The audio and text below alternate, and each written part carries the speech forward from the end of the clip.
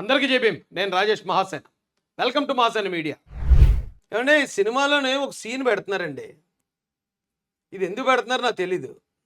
రాబోయ్యా నేనేంటో నా రాజకీయం ఏంటో మీకు ఇంకా అర్థం కాకపోవచ్చు, కానీ ఒక్కటి గుర్తుపెట్టుకోండి, నేను వైఎస్ రాజశేఖర రెడ్డి. ఇదే డైలాగు పదే పదే చెప్పేస్తున్నారు ఎందుకు? ఆయన రాజశేఖర రెడ్డి గారి కొడుకుని తెలియనుడు ఎవడున్నాడు ఇక్కడ? మీరు అన్నిసార్లు నేను రాజశేఖర రెడ్డి గారి కొడుకుని, నేను రాజశేఖర రెడ్డి గారి బిడ్డని, నేను రాజశేఖర రెడ్డి గారి కొడుకుని ఎందుకయ్యా అలా చెప్పిస్తున్నారు? మీరు జగన్మోహన్ రెడ్డి గారిని అంటలేదు కానీ ఈ మాట చెప్పించేవాళ్ళని. మీరు అలా పదే పదే చెప్తుంటే ఏంటి ఇన్నిసార్లు చెప్తున్నారని అనుమానం వస్తుంది జనాలకి. ఏంటి ఈ మాట వెనకాల ఏమైనా అర్థం పరమార్థాలు ఏమైనా దాగున్నాయా?